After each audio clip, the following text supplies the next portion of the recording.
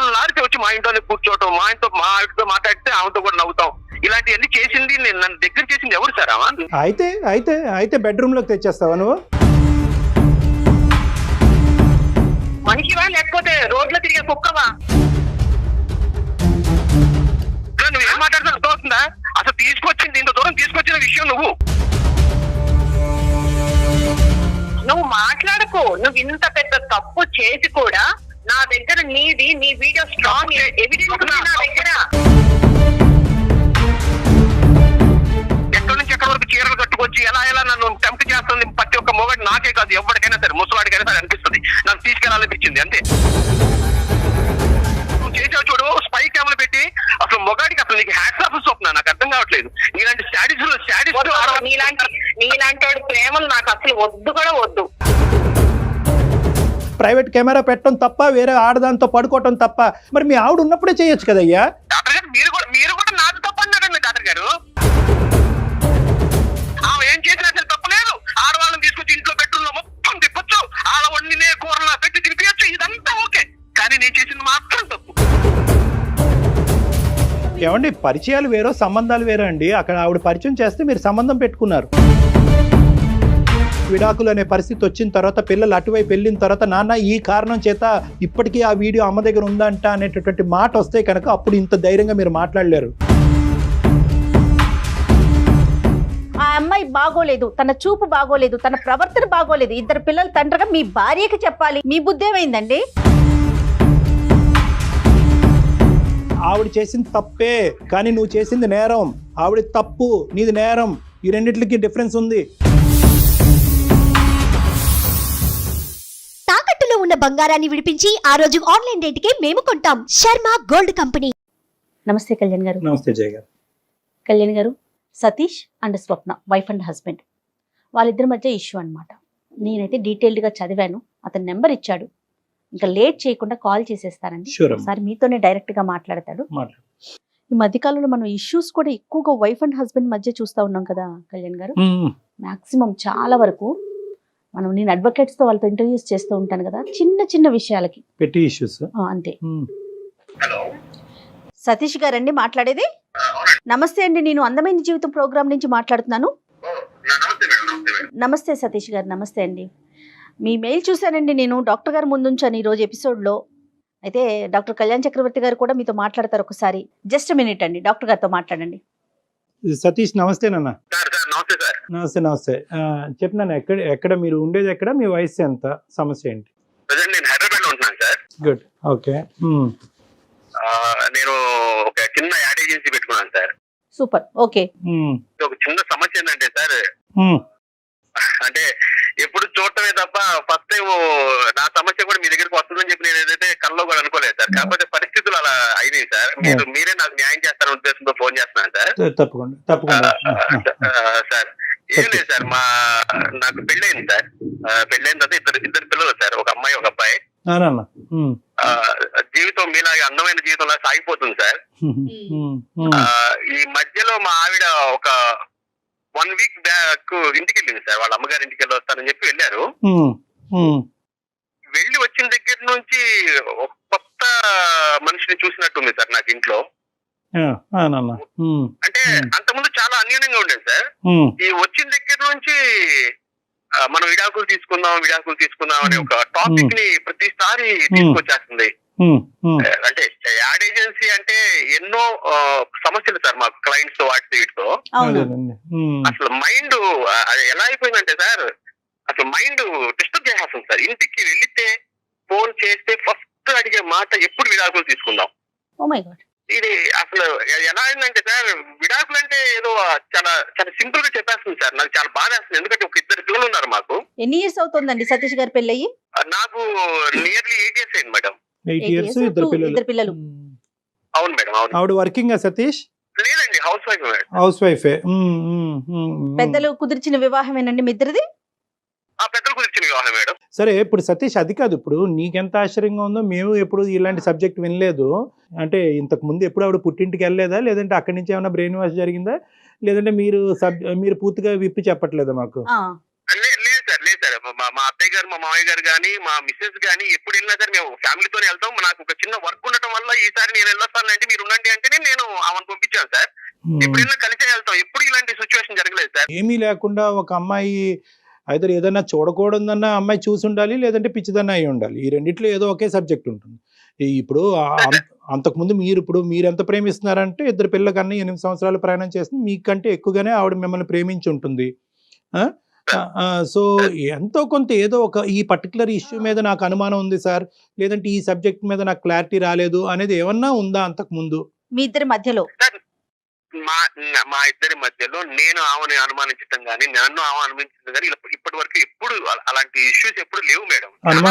ఉన్నాం, అనుకోకుండా వెళ్ళి వచ్చేది చెప్పేసరికి ఇంకా అసలు వేరే కారణాలు కానీ, ఫైనాన్షియల్ ఇష్యూస్ కానీ, ఇంట్లో డబ్బులకు సంబంధించి, పిల్లలకి సంబంధించి, లేకపోతే మీ అత్తమామలు వాళ్ళ అత్తమామలకు సంబంధించి అసలు మీ ఇద్దరి మధ్య ఎటువంటి డిస్టర్బెన్స్ లేదండి? అలాంటిది ఏమీ లేదు మేడం. ఏది ఉన్నా సరే నాకు ఎంత వస్తుంది ఏంటనేది మొత్తం ఆమె హోమ్ డిపార్ట్మెంట్ కింద ఆమెకి ఇచ్చేసాను. ఆమె మొత్తం రన్ చేస్తూ ఉంటుంది. నాకు ఖర్చులు కావాలన్నా ఆమె నాకు చేతికి ఇచ్చి పంపిస్తుంటుంది మేడం. సింపుల్ గా సతీష్ విడాకులు అనే సబ్జెక్ట్ వచ్చింది. విడాకుల మీద కారణం ఏమి రాద్దామని అనుకుంటుంది ఆవిడ? ఏదో చెప్పాలి కదా, దాని మీద అడిగారా పునాదైనా ఏంటి కారణం అని?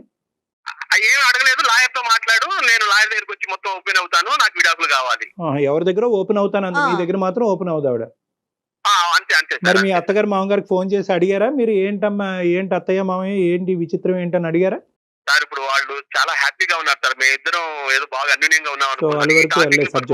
పెద్దవాళ్ళని ఇబ్బంది పెట్టడం ఎందుకని నేనైతే అక్కడి వరకు వెళ్ళలేదు. ఇప్పుడు వరకు చాలా సిన్సియర్ గా ఉన్న అమ్మాయి ఎందుకో ఈ వారం రోజుల్లో ఏదో హర్ట్ అయింది ఆవిడ. ఖచ్చితంగా ఆ కారణం అయితే మీ ఎదురుగుంటే చెప్పలేకపోతుంది. దానికి భయం అయి ఉండొచ్చు, సిగ్గైనా అయి ఉండొచ్చు, బాధ అయినా అయి ఉండొచ్చు. సో ఏదో ఒక బలమైనటువంటి కారణం వల్లే అలా అయ్యింది. తను ఈ 1 వీక్ బట్టి ఎలా ఉంటుంది ఇంట్లో? ఈ వన్ వీక్ వెళ్ళి వచ్చిన దగ్గర నుంచి ఎవరితో మాట్లాడటం లేదు సార్. ఎవరు అంతకుముందు మన ఇంటికి వచ్చేవాళ్ళు పోయే వాళ్ళతో కూడా చాలా చిరాకుగా మాట్లాడుతుంది. అవన్నీ తీసేస్తే నన్ను మాత్రం ఇక అసలు ఫోన్ చేసిన గంటకు ఒకసారి ఫోన్ చేసి ఏమైంది, లాయర్ దగ్గరికి వెళ్ళారా లేదా, ఏదో త్వరగా తేల్చండి, నేను ఉండలేకపోతాను, ముళ్ళ మీద కంపల మీద కూర్చున్నట్టుంది నాకంటే. నేను అంతేం తప్పు చేశానమ్మా, నువ్వు ఎందుకు అలా మాట్లాడుతున్నావు అని చెప్పి నేను ఎంత బతికినా సరే నా వల్ల కావట్లేదు సార్. అందుకే మీరు ఏదైనా సలహా ఇస్తారు. ఇంకా అర్థమైపోయింది లేదు సతీష్, మీ దగ్గర అయితే కనుక ఆవిడ మ్యాటర్ ఓపెన్ చేసే ఉద్దేశం ఆవిడకి లేదు. She wants an other platform. ఆ ప్లాట్ఫామ్ బహుశా మనం అయి ఉండొచ్చు అని నాకు అనిపిస్తుంది. ఒకసారి మరి మాట్లాడొచ్చా సతీష్ ఆవిడతో? మనం నేను కాన్ఫరెన్స్ కలపమంటారా మేడం? కలుపుదురు కానీ కలిపే ముందు ఒకసారి ఆవిడతో చెప్పండి, ఎందుకంటే ఇది సమస్య కాకూడదు కదా. అదే మేడం కాన్ఫరెన్స్ కలిపిన తర్వాత నేను మాట్లాడి నేను మీకు కాన్ఫరెన్స్. షూర్ అండి, షూర్. మేము లైన్ లో ఉంటాం. ఏంటి కళ్యాణ్ గారు, అంటే బలమైన కారణం లేకుండా విడాకుల దాకా ఎందుకు ఆలోచిస్తారండి? కారణం అయితే ఉండుంటది మేడం. ఓన్లీ థింగ్ ఏంటంటే ఆ కారణం ఓపెన్ అవ్వలేకపోతున్నాడు అంటారా? భయం వల్ల అయి ఉండొచ్చు, బాధ వల్ల అయి ఉండొచ్చు, సిగ్గుపడటం వల్ల అయి ఉండొచ్చు. అమ్మాయి ఆబ్వియస్లీ భర్త అంటే భయం అయి ఉండొచ్చు, చెప్పుకోవటానికి బాధ అయి ఉండొచ్చు, చెప్పుకోవటానికి తలెత్తుకోలేనటువంటి సమస్య అయి ఉండొచ్చు.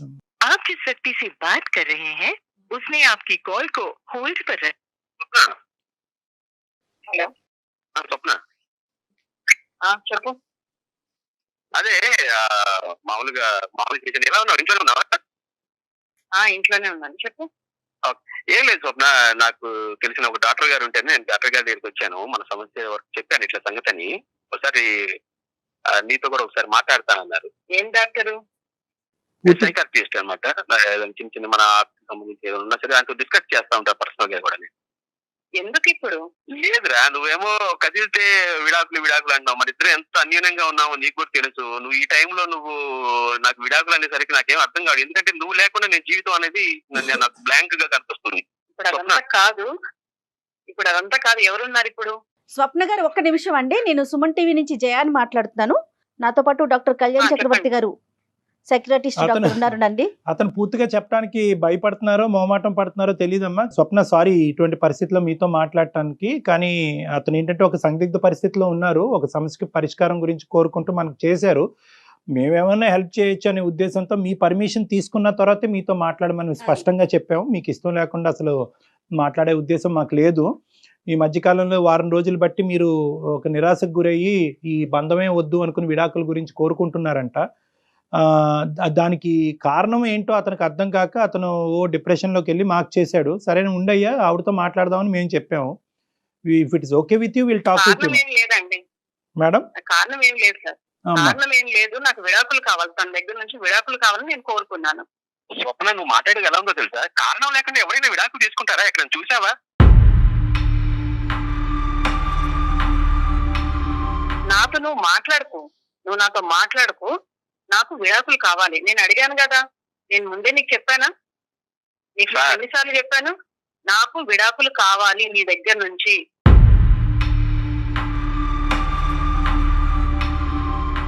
సార్ డాక్టర్ గారు సార్ చెప్పండి సతీష్. చూస్తాను సార్, విడాకులు చాక్లెట్లు లాగా విడాకులు ఏంటి ఒక్క సార్ ఇది? నిమిషం ఒక్కసారి నాయన మీరు ఏదో నాయన ఒకటి తమ్ముడు తమ్ముడు తమ్ముడు ఒక్క నిమిషం టైం ఆవిడని మాట్లాడిని అయ్యా, ఆవిడని మాట్లాడిని. ఆవిడ స్వప్న దేనికన్నా ఒక కారణం ఉంటది కదమ్మా. ఇంత పెద్ద నిర్ణయం తీసుకుని 2 పిల్లలు కన్నా తర్వాత ఇంత పెద్ద నిర్ణయం తీసుకోవడానికి ఒక కారణం అయితే ఉండాలి కదమ్మా.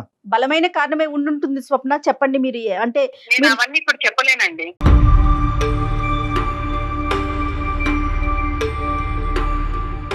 మీరిద్దరూ కలిసి ఉండాలని అతను కోరుకుంటున్నాడు, మీతో ఉండాలని కోరుకుంటున్నారు కదా. నాకైతే తనతో ఉండాలని లేదండి. మీ మాటను బట్టి అర్థమవుతుంది మీరు చాలా బలంగా గాయపడ్డారని. The issue is clear that you don't want to stay with him అమ్మ. మీ ఇద్దరు కలిసి ముందుకు ప్రయాణం చేయాలని అనుకోవట్లేదు అన్నది మా అందరికీ క్లియర్ కట్ గా అర్థమైంది. కానీ ఏంటంటే ఒక కారణం గురించి మాట్లాడుకుంటే కనుక అతనికి ఒక కంఫర్ట్ నేను ఉంటుంది. అవన్నీ చెప్పలేనండి, నేను అవన్నీ మాట్లాడలేను. అంటే నేను అవన్నీ చెప్పలేను ఇప్పుడు. అలా స్వప్న ఏం మాట్లాడినా అర్థం అవుతుందా? నువ్వు చెప్పకపోతే ఎలా తెలుస్తుంది నేను ఏమైనా తప్పు చేశాననే, లేదంటే నా వల్ల ఏమైనా జరిగిందా? ఏదో ఒకటి విషయం తెలుసుకుని విడాకులు ఎలా ఇస్తారు స్వప్న? నాకు అర్థం కాదు.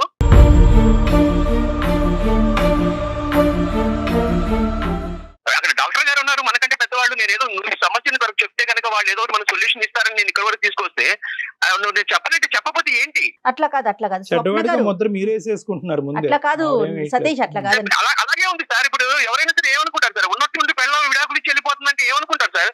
ఇప్పుడు మీరైనా సరే అదే అనుకుంటారు, ఏం చేశాడో వీడు అని చెప్పి.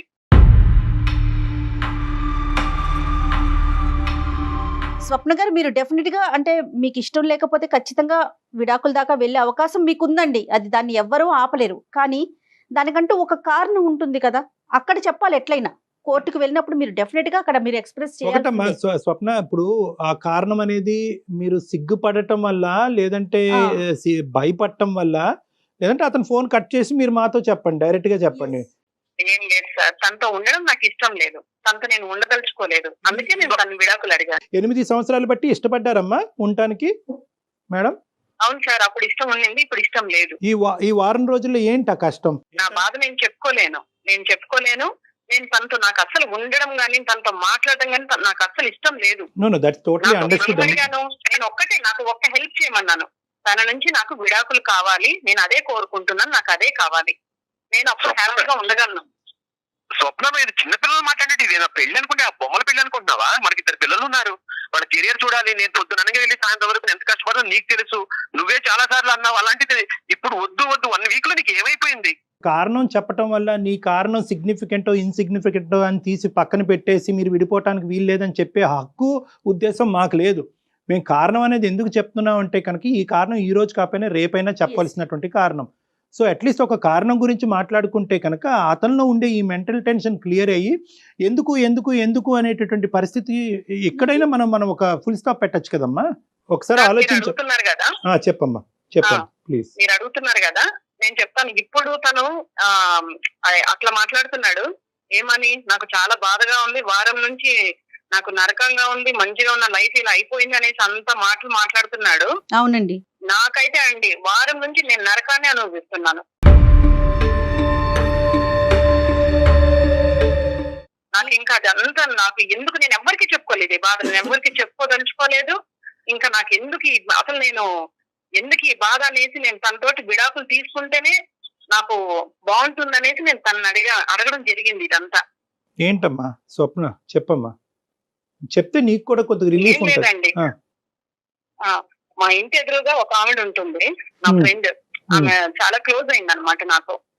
ఇంకా ఆమె రోజు మా ఇంటికి రావడము, తర్వాత ఆమె ఏం చేసినా సరే మా ఇంటికి తీసుకురావడము, మా ఇంట్లో ఏం చేసినా తీసుకెళ్లడము, ఇలా బాగా చాలా క్లోజ్ గా ఉండే వాళ్ళం ఇద్దరం. చాలా క్లోజ్ గా ఉన్నప్పుడు ఇంకా ఎట్లా అంటే ఇంకా వాళ్ళ ఇంట్లో విషయాలు, వాళ్ళ అత్త మామల గురించి, వాళ్ళ హస్బెండ్ గురించి ప్రతి ఒక్కటి చెప్పి ఎప్పుడు ఆమె ఇంకా గంటలు మా ఇంట్లోనే ఉండేది. అయితే నేను కూడా ఇంకా ఆమెకి చాలా క్లోజ్ గా ఉండిపోయాను, బాగా చాలా క్లోజ్ అయిపోయాను. ఎంత క్లోజ్ అయ్యామంటే ఇంకా పర్సనల్ విషయాలు కూడా కొన్ని బాగా షేర్ చేసుకుంటున్నాం ఇంకా ఇద్దరం. అయితే ఎప్పుడు ఈయన ఆఫీస్ కి వెళ్ళిపోగానే ఆమె వచ్చేదన్నమాట, మా ఇంటికి వెంటనే వచ్చేసేది. అలాంటిది ఒక రోజు ఈయన ఆఫీస్ కి వెళ్ళక ముందే ఒక రోజు వచ్చింది. ఏంటబ్బా అప్పుడే వచ్చేసింది ఈవిడ, ఈయన ఆఫీస్ కూడా వెళ్ళలేదా, సరేలే అనేసి అనుకొని ఇంకా మాట్లాడుకుంటుంటే ఈయన ఆఫీస్ కి వెళ్తూ నాకు వెళ్ళొస్తానని చెప్పి పక్క నుండి ఆవిడకి కూడా వెళ్ళొస్తానని చెప్పాడు. ఏంటి అని ఏమకెందుకు చెప్పాడు అనేసి నేను మనసులో అనుకున్నాను. అట్లా కాదు డాక్టర్, ఇది ఏమన్నా పెద్ద ఇష్యూ సార్? ఇప్పుడు పక్కన ఉన్నప్పుడు ఎవరైనా సరే, ఇప్పుడు ఉంది ఆమెతో పాటు పక్కన ఉన్నప్పుడు మనకు తెలిసినా తెలియకపోయినా వెళ్ళొస్తామంటే ఒక మాట అంటారు కదండి. సతీష్ ఆగండి అవును మాట్లాడివ్వండి ప్లీజ్. చెప్పండి స్వప్న. ఇలానే రెండో రోజు మూడో రోజు ఇంకా ఆమె వచ్చినప్పుడు అంతా ఈయన వెళ్ళేటప్పుడు ఆమెకి చెప్తూనే వెళ్తున్నాడు. నాకు చెప్పడం, పక్కన ఆమెకి చెప్పడం, ఇంకా ఆమెకి చెప్పుకుంటూ అట్లా వెళ్తున్నారు.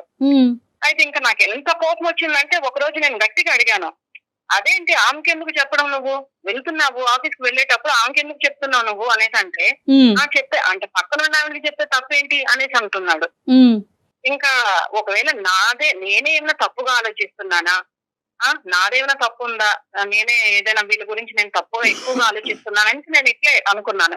సార్ ఏమన్నా ఎంత ఫూలిష్ అండి ఇది. అంటే ఇప్పుడు మనిషి కనబడినప్పుడు నేను విష్ సార్, అలాంటప్పుడు ఎందుకు సార్ పక్కన పెట్టుకొని మీ ఇద్దరు మూడు వెళ్ళాలో, మీ ఇద్దరు ఆఫీస్కి వెళ్ళేటప్పుడు ఎవరైనా సరే ఏం కోరుకుంటాడు, అది దగ్గర ఉండి మనకి లంచ్ బాక్స్ మనకి ఇచ్చి పంపిస్తే ఎంతో హ్యాపీగా ఫీల్ అవుతాం. అంతకుముందు అలాగే ఉంది. ఈమె ఎవరో వచ్చిందని చెప్పి ఆమె నువ్వు ఎందుకు పక్కన నుంచి పెట్టుకోవాలి స్వప్న, నాకు అర్థం కాదు. ఆగు అక్కడికే వస్తున్నా, నిన్ను నువ్వు బాగానే సమర్థించుకుంటూ మాట్లాడుతున్నావు కాదు. ఇప్పుడు ఈ విషయం బాగా సమర్థించుకుంటూ అసలు నీది తప్పే లేనట్లుగా మాట్లాడుతున్నావు తెలుసా. నాదైతే 100% తప్పలేదు, చెప్పు. ఈయన ఉండగానే ఆమె వస్తోంది రోజు ఇట్లే నేను గమనించాను. వీక్లీ నేను మార్కెట్ కి వెళ్తానండి, బుధవారం మార్కెట్ కి వెళ్తాను. అయితే నేను ఇంటికి తాళం పెట్టుకొని నేను మార్కెట్ కి వెళ్ళి తిరిగి వచ్చేసరికి ఇంటికి తాళం తీసుంది. అయితే అదేంటబ్బా ఇంటికి తాళం తీసుంది అనేసి నేను డోర్ కొట్టాను. ఈయన వచ్చి డోర్ తీశారు. తీసిన తర్వాత ఏంటంటే ఆఫీస్కి వెళ్ళారు కదా ఎందుకు వచ్చేసారు అని అడిగితే, తలనొప్పిగా ఉంది, కొంచెం కళ్ళు తిరుగుతోంది, బాగాలేదు అసలు అంటే, అయ్యో ఏమైందో మనిషికి అనేసి నేను ఉండండి మధ్య కలిపి తీసుకొస్తాననేసి నేను వంటగదిలోకి వెళ్ళాను. వంటగదిలోకి వెళ్ళి నేను కలిపి తీసుకొస్తుంటే హాల్లో నుంచి ఎవరో పరిగెత్తుకుంటూ వెళ్ళడం నేను విన్నాను. చిన్న గడ్డి చప్పుడు నాకు వినిపించింది. ఎవరనేసి నేను స్పీడ్ గా వచ్చి నేను డోర్ తీయంగానే మా ఎదురింటి ఆవిడ స్టెప్స్ చాలా స్పీడ్ గా దిగుతున్నాను. చీర నాకు కనిపించింది. ఏంటి అసలు ఏం జరుగుతోంది నా వెనకాల, లేకపోతే నేనే ఏమైనా ఎక్కువగా ఆలోచిస్తున్నానా, అసలు ఏందనేసి 2 రోజులు నాకు పిచ్చెక్కినట్లు అయిపోయి అసలు ఏం జరుగుతుందో తెలుసుకోవాలనుకున్నానండి నేను. అందుకే నేను ఊరు వెళ్తున్నాననేసి నేను ఊరికి వెళ్ళాను. వెళ్లే ముందు ఏం చేశాను, తెలిసిన వాళ్ళ దగ్గర నేను ఒక స్పై కేమ్ తెప్పించాను.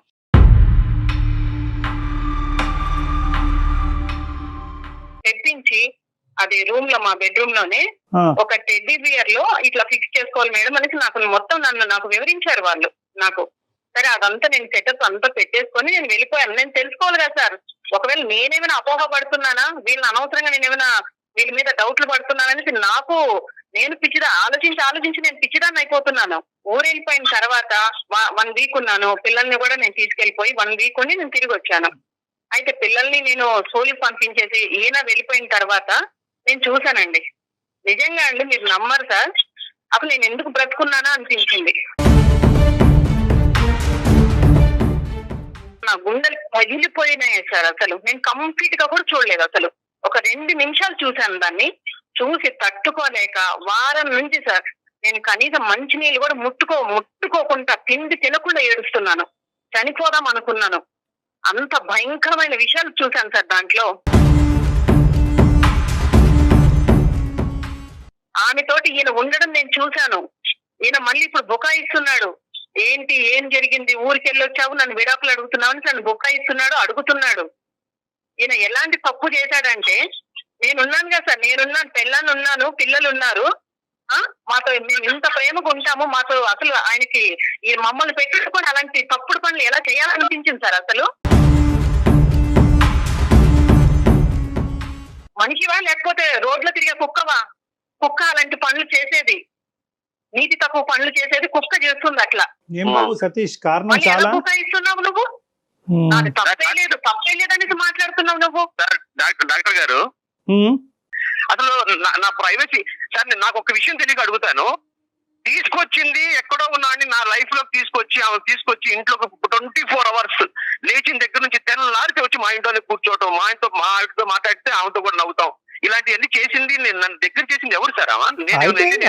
అయితే బెడ్రూమ్ లోకి తెచ్చేస్తాను. వస్తుంది సార్, 1 week వెళ్ళిపోయింది సార్. 1 week వెళ్ళిపోయినప్పుడు ఆమె నా దగ్గర అయింది సార్. నేనేం చేయమంటారు? అంటే మాట చెప్పడానికి నీకు సిగ్గుగా అనిపించట్లేదు అసలు? నువ్వు ఏం మాట్లాడుతున్నా అర్థమవుతుందా? అసలు తీసుకొచ్చింది ఇంత దూరం తీసుకొచ్చిన విషయం నువ్వు ఒక ఫ్యామిలీలో ఉండేటప్పుడు అసలు తీసుకొచ్చి మన కుటుంబంలో తీసుకొచ్చి నువ్వు ఎందుకు ఉంచావు? అదే నేను గుమ్మంలో తీసుకొచ్చాను, నువ్వు బెడ్రూమ్ లో తీసుకెళ్ళావు. నేను నీ నుంచి బయటకు వెళ్ళిపోతున్నాను. అందుకే కదా మాట్లాడకు. నువ్వు మళ్ళీ బుకాయిస్తున్నావు. నువ్వు నేను బుకాయించట్లేదు. నేను చేసినట్టు నాకు 100% నాకేం తప్పు అనిపించట్లేదు. ఎందుకంటావేమో ఆమె ఏ ఉద్దేశంతో ఇంటికి వస్తుందనేది నాకు తెలుస్తుంది, కానీ నీకెందుకు తెలియదు? సతీష్ ఒక్కసారండి, ఒక్క నిమిషం. మేడం ఒక్క నిమిషం అండి. అలాగే ఇప్పుడు వరకు ఏంటంటే మేము ప్రేమించుకున్నాము, మేము ఇంత ఇదిగా ఉన్నాం, అంత ఇదిగా ఉన్నాం, ఒక కారణం చెప్తే కనుక నా భార్యను వదిలి అయిపోయింది అంత గాలికి కలిసిపోయిందా? ఇప్పుడు ఒక స్పై కెమెరా ఇప్పుడు కూడా చెబుతున్నాను, నా పెళ్ళం అంటే నాకు ఇష్టం సార్. నేను దాని మాత్రం వదిలిపెట్టే పరిస్థితి లేదు.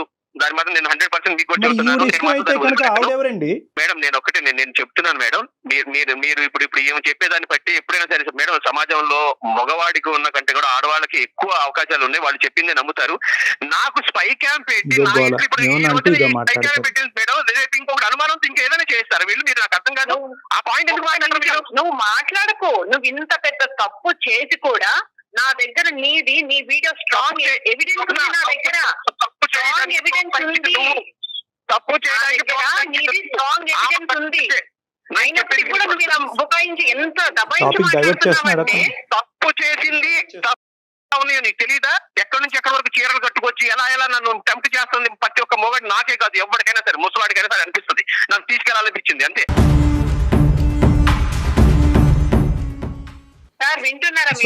ఇంకా నీ భార్య అనేటటువంటి ఆవిడ బాబు మీ భార్య అనేటటువంటి ఆవిడ ఎవరితోనో దగ్గరగా మాట్లాడితే నువ్వు ఆ హాల్లో కూర్చుంటే మీ భార్య లేనప్పుడు నువ్వు బెడ్రూమ్ లోకి తీసుకొస్తావు, అంతేనా? చాలా తప్పు చేయించాలి, నన్ను పట్టించాలి, నలుగురిలో నన్ను షేమ్ చేయాలనే ఉద్దేశం ఆమెకు లేకపోతే ఈ స్పై కెమెరాలు ఇవన్నీ ఏంటి సార్? నాకు అర్థం కాదు. అది పెట్టాను కాబట్టి నీ బతుకు బయటపడింది.